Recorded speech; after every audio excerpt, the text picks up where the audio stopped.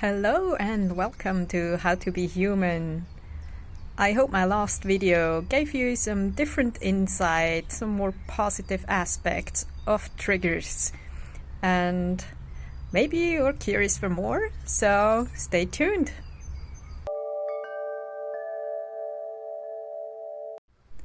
Last time I mentioned that underneath every trigger reaction pattern there is an underlying wound we usually sustain somewhere during childhood, maybe teenage years, but usually not later than that, unless you had a traumatic experience as an adult, like a severe accident or an unexpected loss of a loved one.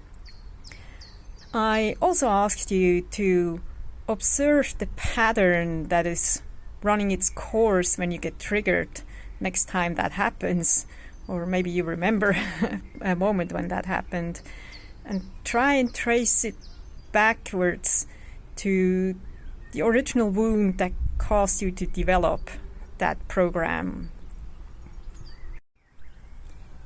Finding that underlying wound isn't always easy, or it can even be scary, because deep inside we know that there will be pain and we're going to feel it again if we look too closely. So to help you out a little bit, I'd like to discuss a few of the common patterns that we display when we get triggered. First, I'd like to talk about the most infamous of the trigger reactions, and that is anger. Anger is a natural reaction to threat, and it is our fight response. The other ones are flight and freeze. I'm pretty sure you've heard of that. So if somebody crosses a boundary that we set up for ourselves, be it emotional, be it physical, be it whatever kind of boundary, and somebody crosses that line, we feel threatened, we don't feel safe anymore. So we attack, and anger is the first expression of that. We scream, we shout, we get loud, we get boisterous, and we make sure the other person retreats and leaves our safe zone.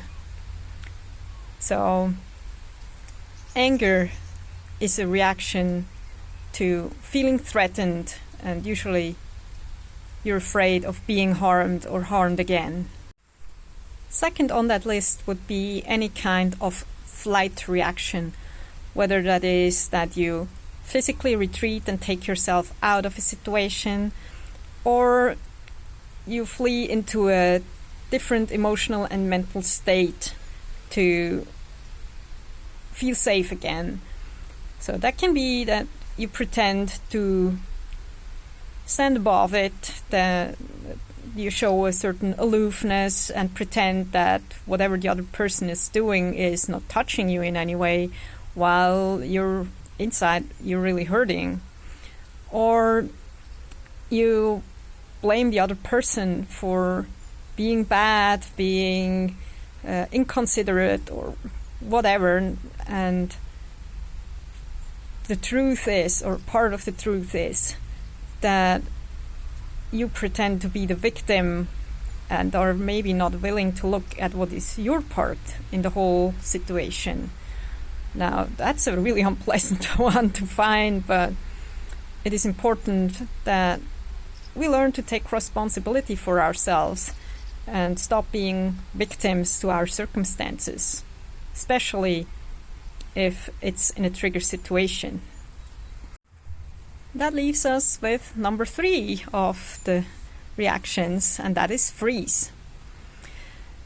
When we freeze, when we get triggered, is that we feel helpless. We don't really understand what's going on, so we don't know what to do. And before we do anything, we decide to do nothing. And doing nothing, yes, is a decision, an unconscious one, but it is a decision. And underneath that is often a feeling of insufficiency, of not being good enough, of low self-esteem, and maybe also the fear of being judged. Whichever basic pattern or specific emotional reaction you display when you get triggered, they are always your reaction to a threat. You are afraid that you're getting hurt again, like you did get hurt a long time ago and you're still carrying that wound within you. So you are afraid of that hurt happening again, and you do whatever it takes to prevent that. Thus, trigger reactions are closely connected to fears, and which three basic fears are underlying these trigger reactions we're going to check out in my next video. So stay tuned, see you next time. Please like, share and subscribe, whatever feels right for you. Thank you for being here. Lots of love and light from my heart to yours. See you next time.